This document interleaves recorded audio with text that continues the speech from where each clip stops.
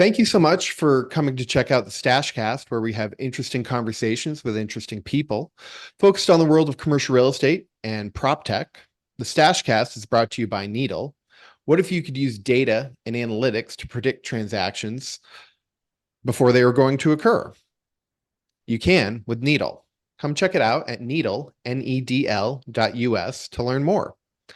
All right. Today we have my good friend, Jonathan Khorsandi. I'm super excited about this. Jonathan, we've known each other for quite some time. We met back when we were both in LA, but why don't you give the people an idea of who you are and what you do? Sure. Thanks for having me, Stash. So I think we met 15-ish years ago. We're Yeah. both in real estate. You're still in real estate. I am in prop tech as well, but not in commercial real estate. And I think at the time we were both cranking out 400 or 500 calls a week, Yeah. pounding the phone hard. Yeah. And I think during that process, I realized it wasn't for me. I was able to put some deals together and they fell out of escrow. And I went through that roller coaster. Wow, like $15,000, $20,000 in commissions coming in because this thing's definitely going to happen. And then no one told me that things could fall out of escrow, Hmm. even though they went into escrow. So I was like, what? I don't like that. I have zero control over my own financial destiny. The workflow didn't work for me and didn't really work for my character. So I peeled off from that and started a prop tech company that's focused around lead gen for real estate agents and investors in the probate space. And that's been going strong now for a good 14 years almost. We're based out of Long Beach, California. We've serviced over 8,000 agents, and there's roughly 3 million agents out there, so we still have a bit to go as far as I'm concerned. So I built that, and then prior to that, I had a software company as well prior to my stint in property in commercial real estate. And then over the last 15 years, just been growing those real estate prop tech companies. And then recently moved to Paris 3.5 years ago, my wife and two kids. And then I got recruited here by one of the business school. They have an incubator as well. They're part of Station F, which is they say they're the largest incubator in the world, which I tend to believe because there's at any given time, there's about 1,000 to 1,200 startups in there. And Wow. then they recruited me to coach their startups into growth mode. So over the last few years, I've really enjoyed coaching and consulting with 30. And then just about a year and a couple months ago, I co-founded with my partner, Alexi. We started an agency here in Paris that's really focused on helping interesting companies, for your tagline, interesting conversation with interesting people, like Yeah. interesting companies that have like interesting tech in the B2B space, but are having a challenge building a sales pipeline. So we use common sense and AI and automation to build pipeline like 1 million, 5 million, 10 million, 20 million at a time. And we help them scale it and build it for them. And it's really rewarding because I was just talking to my business partner on the way back from lunch. All our clients are really different in different industries. And we're all learning so much from them because of their like one is in selling AI solutions, operating solutions to hospitals, another one's selling farming, agricultural technology, another one is selling technology for hotels. Like it's really interesting. Another one's e-commerce. They do wordless search. So they all have really interesting and fascinating things, which keeps us on the learning edge, I would say. So I really like that. And also I like being back in Europe because I was born in Europe and raised here till I was 19. So Denmark and Germany. So it's after spending 26 years in the States, mainly in LA and Silicon Valley and San Diego, it's been quite a journey. Yeah, I'm 49 now. And 49 and handsome as ever. thank you very much. You're too kind. I'm looking forward to the next 50 or so. So I Yeah. feel like I'm just beginning to figure out a few things about life, what matters, and as far as I can tell. So it's a good learning curve to be on. Yeah. I want to talk about what you're doing now, but I'm curious, what was your first startup venture and how did you decide to pursue that? And what were the learnings that you took from that? Yeah, so I think my first startup venture, it depends how do you define startup? Because I come from an entrepreneurial background in Yeah. terms of in my family, my grandfather, my dad, my uncles, they all had the entrepreneurial strike and some were more successful than the others. So I went down that path, but by the age of 27, I was faced with almost bankruptcy. So that was my first startup, going all in, going really hard. And I had to find a way to I was too proud to file a bankruptcy. So instead of, I sold everything I had, including an amazing condo on the Wilshire corridor, like Wilshire in Westwood, like facing UCLA, and it was perfect. I still have regrets selling it, but I had to get out of that and then start from scratch. But that was my first company. I was working for a Silicon Valley startup, and then after that, I started my own company, which was not a tech company. It was more of a trading company. So we bought and sold closeout computer parts, computer hard drives and batteries and laptops and desktops. And we made a deal with Compaq. I don't know if you remember those guys. There was a Yeah. computer company called Compaq. Yeah. Right around that time, they started selling computers online. You could custom build your own computer and laptop, and then they would ship it to you. Well, a lot of these orders got canceled or the credit card didn't go through after they had built it. So they went back to their warehouse and it's called reverse logistics. And the problem they were facing was they didn't knew what was coming into their reverse logistics warehouse. So they just had this huge pallet of inventory and they didn't know what it was and just want to get rid of it. And then they had guys coming in and selling and buying for pennies on the dollar and didn't know how much they were losing until it was end of the quarter, end of the year, and they realized how much money they lost. So Mhm. we proposed, I partnered up with someone who had a warehouse and I said, we'll handle the reverse logistics, send it to our warehouse, we'll verify that the claim is legit. So as a result, long story short, we got our hands on really good inventory, new tech, and then we turned around and we sold it on our own website, we sold it on eBay, and we did really well. And we enjoyed it. We had a lot of fun with that. And we did about 1 million in sales, just retail, right out the gate, the first Wow. 8 months. And I think at the age of 27, 20, I was 25, 26, 27. And when you get that kind of like you're doing 1 million a year in sales, like your ego just goes nuts, right? So You feel like you're bulletproof and unstoppable. yeah, and to my daughter loves like Greek mythology, so to borrow a story out of there from the Icarus, I flew too close to the sun and I crashed and burned, and then like my wounds took a job after that, and then 2 years went by, and then I started my next one, which was a software company, which was a different story. Yeah, but that was my first one was like hustle, yeah, and then make a lot of money early on. Yeah. Huh. That's awesome. So you were buying the inventory from Compaq and then reselling it and Yeah, and then HP bought out Compaq, and they're like, okay. we don't need you anymore. Oh, I said, but we have a contract that said will sue us. I'm like, what? I'm going to sue HP? You- You're way better funded than I am. So I decided to do something else. Yeah. you hit a wall, literally. Yeah, pretty much literally hit a wall. Yeah. Yeah. Yeah. Yeah. Okay. I remember, I think I feel like it was the last time we were together. It was like an inflection point. We were back in LA and we were, like you said, pounding the phones and getting a whole lot of nowhere. This was 2010, probably. So we were in the depths of the reception or the recession, excuse me. Yeah. And you're like, let's go for a walk. And so we went, it was you, me, and the guy that was doing hotels. I forget his name, but he was a sweetheart of a guy. And we just went, sat, had lunch in the park, and we're like, what are we doing?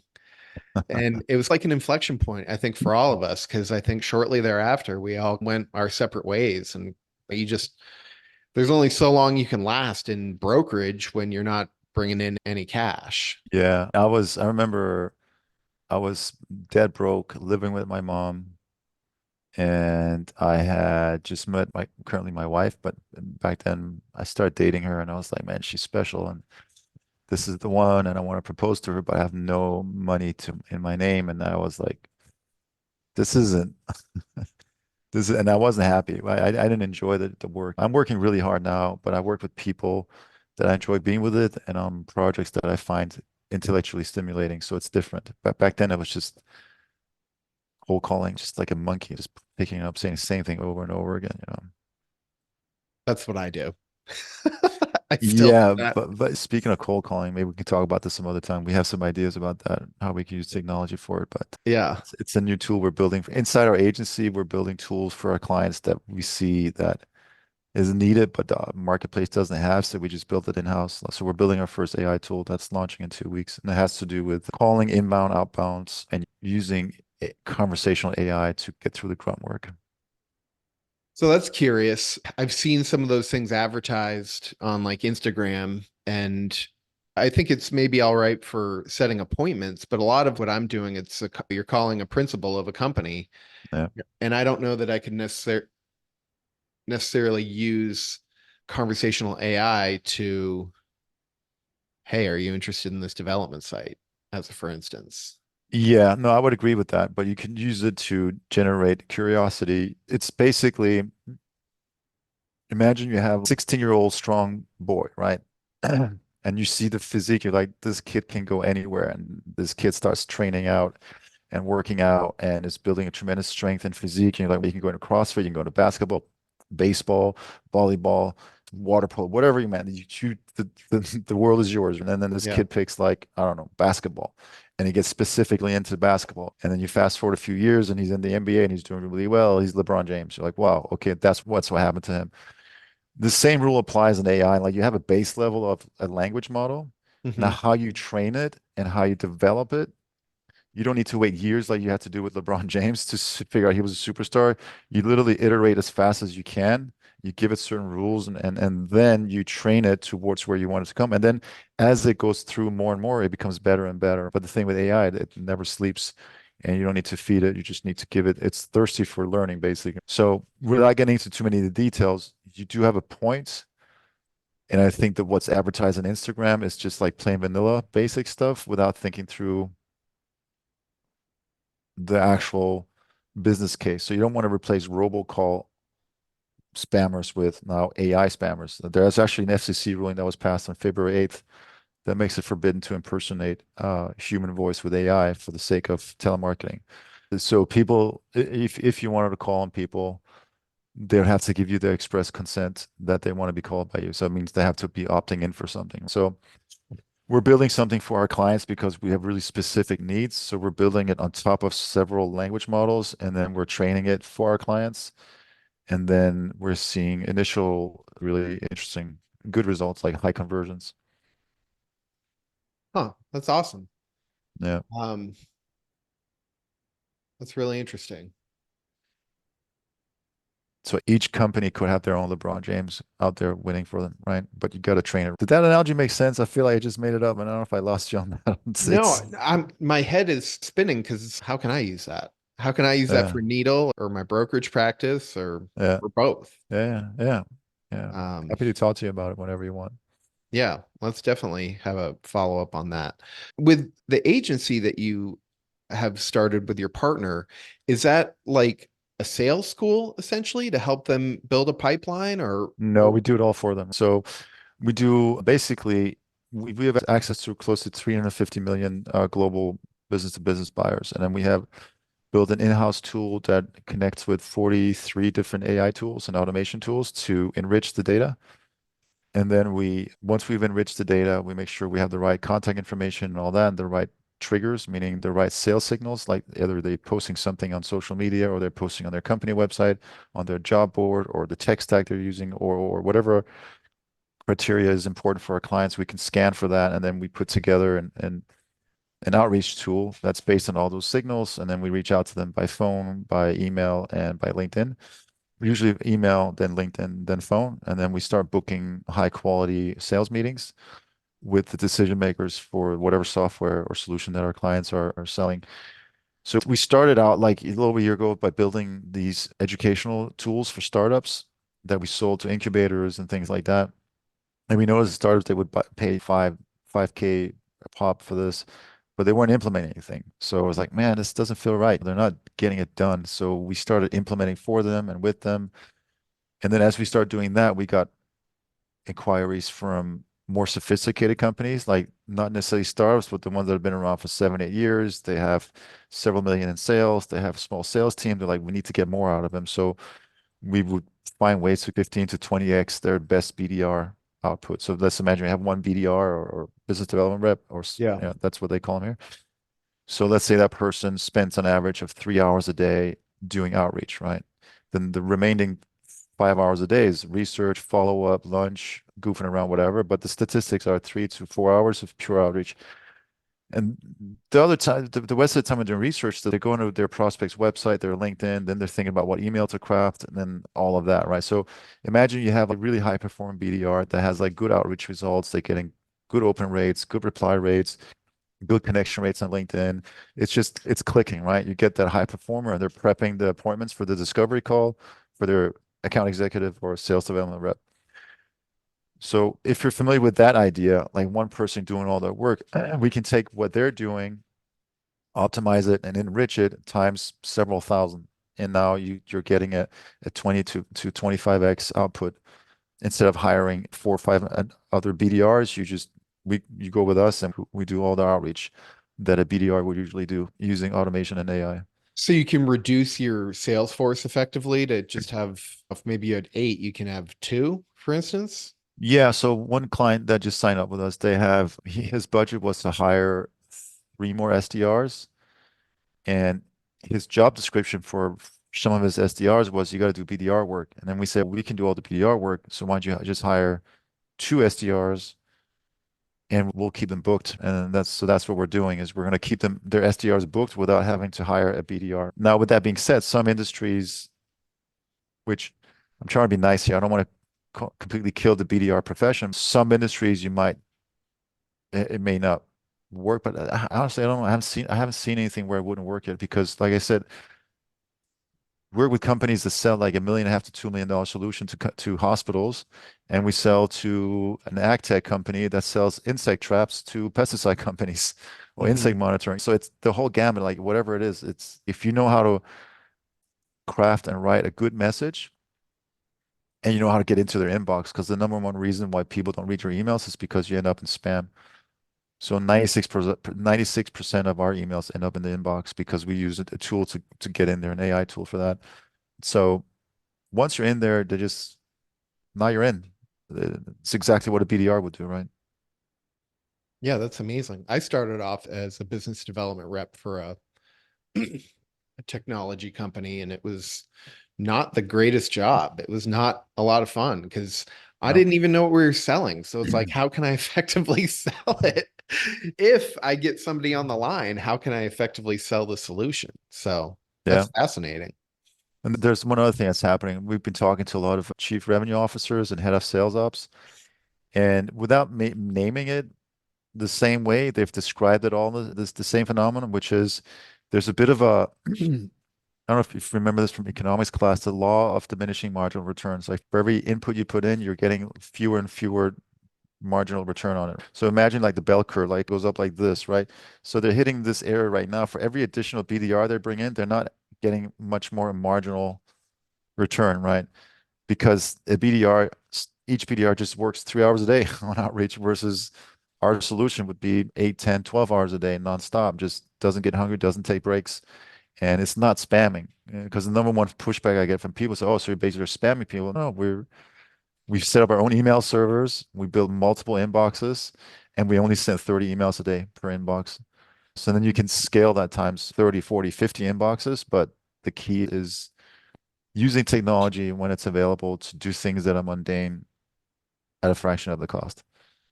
That's fascinating. Yeah, I'd love to learn more about that for Needle because I'm in a revenue accelerator program where it's really focusing on who the ideal customers are and the nitty gritty of it. And it's okay, I get it. I've been in sales my whole career. So yeah, that's fascinating. Yeah. Um, you know, what I'm curious, what are your thoughts on how technology is going to change? AI is going to change the workforce because Mm. BD a business development rep is how a lot of people get into sales. So this is off the cuff, but speculating. What are your thoughts on how the I workforce think the only people change? that should be concerned about AI are the people that refuse to progress and refuse to learn to be a value in the marketplace. So the marketplace values competence, right? So if you're competent in an area right now that you see AI taking over, whether it's critical thinking or copywriting or design or whatever, oh my God, ChatGPT is going to kill my job. Then guess what? You need to redefine yourself. It's the happiest people that I've met, and according to the books that I've read, are the ones that keep progressing, keep learning, keep discovering new aspects of themselves they didn't know they had in them. So AI is going to change, is changing Hmm. everyone's life forever. There's Sam Altman from OpenAI saying he'll have artificial general intelligence in 7 months. And he's trying to raise a mega fund of like trillions of Seven dollars to develop. trillion. Yeah, whether he gets to seven or one or half a trillion, it's just still impressive. But his vision is for us to move forward, we need to have better chip capacity. We can't just rely on NVIDIA. Another one came out, Grok, which is a language chip and a language learning model that is faster than OpenAI. So all this is happening whether we like it or not. It's a bit of an unstoppable train. You can either Yeah. get on or sit there on the tracks and hope that the train doesn't hit you, but it's going to hit you. So get on Yeah. the train, learn what you got to learn. I understand if you are up there in age, in your 60s, 50s, 60s. I'm 50 this year. So 60s, let's just call that. I don't want to consider myself old. I get they can be threatening, but there's got to be somewhere you can add value in the marketplace. And you got to learn. So th those are my thoughts. I don't think it's going to be that's I think AI is going to be used for evil for sure, but that doesn't mean all in all it can't be a good force. Yeah, I was, I think you're right because I had a call with a gentleman who runs a brokerage coaching organization, and he's all in on AI and trying to help his clients implement these solutions when they're launching listings and things like that. So Mm-hmm. he was pretty excited to see what we're doing with Needle. So that was, you're right. It's a freight train that's coming, and you can either sit there on the tracks and get hit by it, get run over, or you can try and hop on. I think so, yeah. It's not like it's impossible. There's so much free training out there, so many great content providers, just YouTube alone. Just go in there and start goofing around. Just look around or buy a course. There's so many courses out there for a few $100. You can get trained in just about anything. And I think each industry has its AI champion. There's always going to be an influencer or a course creator for different industries. So whatever industry you're in, you're like, okay, don't ask how is AI going to change my job. Find out like how can I use AI to do a better job? How can I make my job more or less obsolete and be the first one to it rather than my boss coming to me and saying, hey, we just hired this company and they're doing an efficiency study and they realize that AI can do half your job. So we're gonna let you go. Versus saying, hey, I found this thing that's gonna replace my job. Like I actually had this conversation. This was before AI. This was years ago with probate data. I had this kid working for us, Daniel, and part of his job was to go online and scrape data. And this is before I didn't even know about web scraping that it existed. He's, oh man, I just found something. I go, what? What's the problem? He goes, I just fired myself. I go, I'm the one to fire and hire. You tell me what happened. I found this tool. It's called web scraping, but look, check it out. And he set it up so where it could go to a website and then look up case information and put it together in a spreadsheet. I go, wow. I go, damn, Daniel, that's amazing. He's like, yeah, but that's what I was doing as my job. I go, trust me, I was about to hire someone else. Like, I have something else for you. This is great. So I saw someone who took initiative. I saw someone who's thought ahead on behalf of the company, and he saw what was coming, and he put himself on the line. I don't know. Okay, here it is. Do I still have a job here? And me being the business owner that I was, I valued this. I go, of course, man. You this level of thinking, this way of looking at the world is what we want here. And we kept him for as long as we could because then he realized he was too smart for us and he was too limited, and he just left, which I'm okay with. In all my companies, I've never expected people to stay forever.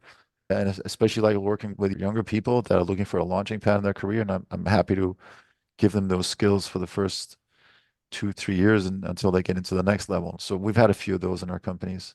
But Well, anyways, that's a it, long-winded way of answering your question. and that's a thought on relationships and how you develop people as they're adding value. Like we've seen people transition through our firm, Capstone. And at first, I'm like, man, they're deserting us. But then what happens is they go to either other brokerage shops or they go to the principal side and, oh, now I have a friend on the other side.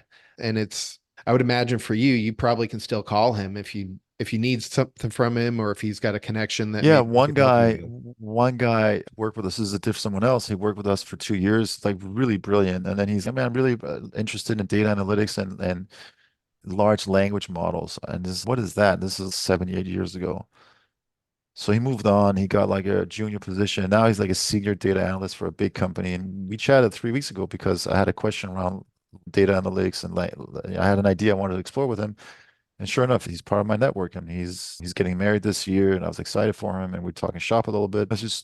It's if you own a business and as you're building a company, you're not your role is more of one of an accelerator of sorts of people's success, right? You build a system where people can excel if they're connected to the vision and they see how their skill set, how their gifts and their skill set, their desires align with those of the company and the vision.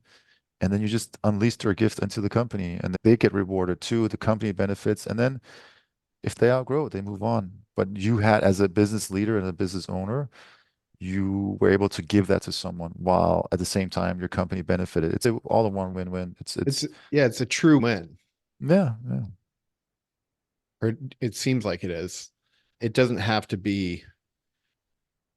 It's not a zero sum game. Like some things are, like brokerage is a zero sum game. Hmm. There's only one broker that's going to win the listing or one buyer who's going to win the deal. If you Hmm. foster good people and good relationships, like I've got some great guys who are younger on my team, and we want to do everything we can do to keep them, retain them, but also help them grow in their career because you never know where it's going to lead.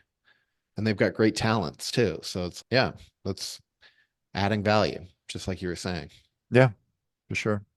Awesome. This is fascinating. My head is spinning. I'm just like, man, there's so many different possibilities. What's I don't know, what else would you like to talk about? So many different directions this could go. Because I think a question in people's minds, like, where's it going to go? But last year it was NFTs, and before that it was Bitcoin. There's always something that has people obsessed. And obviously now in the States, it's the election coming up. But this year alone, 40% of the world's population is electing new leadership. So I It's think true. we're going into a really big shift as humanity, as a population, as a people, and the next leaders we choose, no matter what country you're in, what side of the aisle you're in, will have a huge impact on in culture and in development. But when I see people being afraid of what's happening next, whether whoever gets elected, let's say in the States or elsewhere, I'm a bit sad for that because I see that they've given up their personal power to decide what experience they want to have in life, what they want to do. Because at the end of the day, no matter who's in power, to a certain extent, you have agency and you have power over your life. You have to make your own decisions, your own choices, and you can choose to worry about things or you can choose to learn new skills, choose to redefine yourself, choose to be less of a consumer and be more of a citizen. By that, I mean spend less time on social media, binge watching, and just me again, and spend more time on thinking, okay, what would a good citizen be? What would that look like? Consuming is all about me and it's about dopamine release. And that's what social media apps are good at, releasing dopamine so we get hooked on it. Whereas things that take longer time and build relationships and builds community that releases serotonin and oxytocin, which has been proven to prolong your life and give you a happier life. So I just hope that regardless of elections that are coming on, that people remember what it's all about. That is to have a sense of family, have a sense of community, have a sense of a true sense of what you can contribute. I think too many people have really become estranged from themselves, have become estranged from nature, and have become estranged from spirit, whatever you want to call it, God, spirit, the universe. Yeah. So that level of estrangement and divorce from really that truth beyond all truth seems to be driving people a bit crazy and besides themselves, literally besides themselves. They don't recognize themselves anymore. And yeah, Yeah. I think we all have agency and we all have choices to make. And a book that I'm thinking about right now is I read it a while ago. It's called 4,000 Weeks by Oliver Berkman. It's you have to make choices. You only have 4,000 weeks in your life, roughly. So be okay with saying no to a lot of things so you can say yes to the one thing that matters to you more than anything else.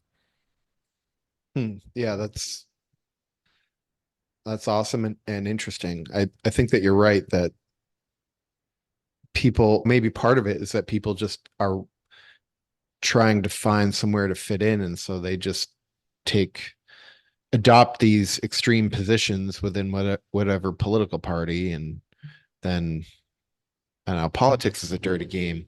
I've been listening a lot to The History of Rome. It's like a podcast series on Spotify. And it's 10 years old. Came out in Oh, 2010. Actually, so nice.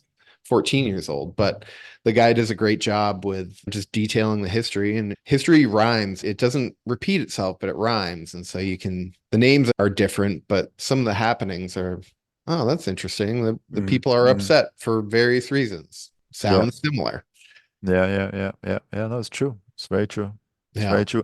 If you think about a business and you think about technology, that's just another part of culture, right? So I think a business exists to change the world, for lack of a better term. If you're in it just to make a buck, you will lose out. But if you're in it to make a difference, you'll always find a way.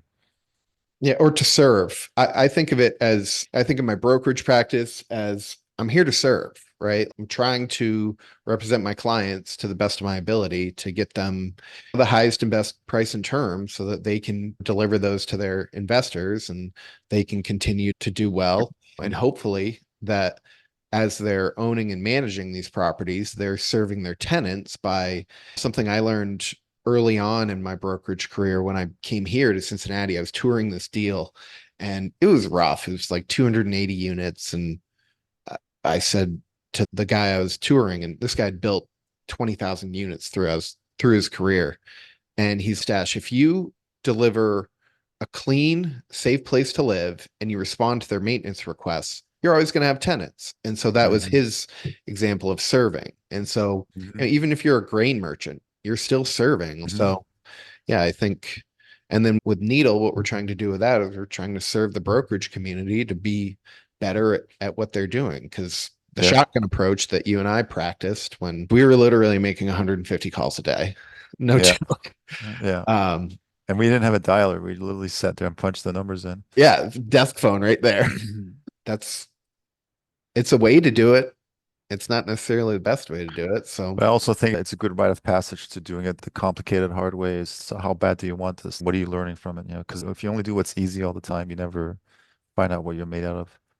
yeah, that's an interesting thing. I've thought and read various books through the years about former cultures or even maybe even current cultures. They have like rites of passage, and it doesn't seem like we really in at least the modern American culture that there's a formal rite of passage. Yeah, you turn 18, but there's no yeah, you can vote. Yeah, it's funny. I was talking to my wife about this the other day. We're talking about different men and women and why they're so different in many different ways. And I said, girls, they have life thrown at them with their first menstruation. It's a physical Yeah. happening. It's, oh, okay, this just happened. I'm now officially, quote unquote, biologically defined as a woman. Like I'm able to carry a child. Like this is all of a sudden, like it just happens. Like it just, they don't have it, it just happens to them. For boys, there's no such event unless there's an iteration in what do you call it? Initiation by the elders. Like elders, Yeah.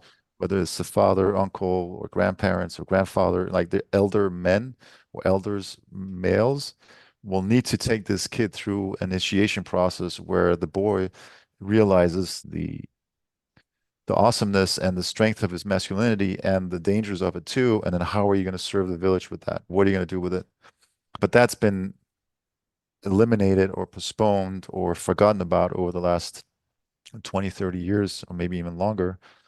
You have some cultures where, for example, in the Jewish culture, you put them up on the bar mitzvah, they have to read, they have to study, they have to hold a sermon, they have to educate their community, they have to read Hebrew.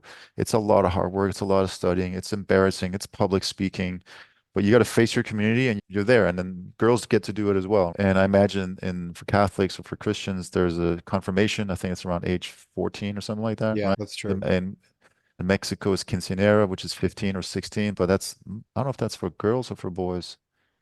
I think the I'm not sure. quinceanera is for girls. For girls, right? Yeah, okay. Yeah. But my point is, like, I think if you, no matter the culture, there is a probably long forgotten initiation rites for taking young boys into the area of manhood, which means you learn how to be responsible and find meaning through responsibility. Yeah, I think I don't remember which Native American culture it was, but you'd have to go out into the woods for 10 days or something like that and survive on your own. And you wouldn't know it, but there would be somebody like tracking you and keeping an eye on you just in Hmm. case you got into danger. But you'd come out on the other side with this sense and feeling of accomplishment. And Hmm. that's, oh, okay. And so now you're in the club. That doesn't mean that everything's going to be easy because life definitely isn't easy. But No, yeah, but you get some it's things interesting. thrown upon you. It's like you have to like I think for boys they have to physically get thrown into difficulty to find out what to find the courage, to find what it means to have responsibility and to take that on. That doesn't happen just up here. Like I think boys and men, they learn through physical interaction and action with their environment. Yeah. They learn their limits that way. Yeah.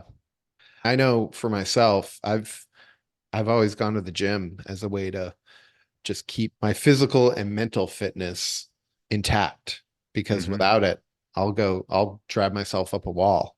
And the Hmm. days that I miss the gym, I just feel off all day, Hmm. Hmm. which has nothing to do with the rite of passage, but it speaks to what you're talking about of Hmm. we need physical stimulation. For sure. Yeah. Definitely took a right-hand turn there, didn't it? Yeah. Wow. Well, conversation, interesting conversation with interesting people. That's what happens. That's what it is. Exactly. This has been tremendous. I really appreciate your time, Jonathan. What is, if somebody wants to get in touch with you to learn about the agency or probatedata.com or anything else that you're doing, what's the best way to get? Yeah, I think LinkedIn is the best way. Just find me on LinkedIn, Jonathan Khorsandi, and just connect with me there. I respond to all my inquiries there myself. I don't have any assistant or agency that does that for me. So yeah, just reach out. Awesome. That's about it. That's all I got. So, All right, Jonathan, man. Well, it's good to see you. yeah, thank you so much. I really appreciate it. And we'll be in touch. Yeah, absolutely. We'll talk soon, okay? All right.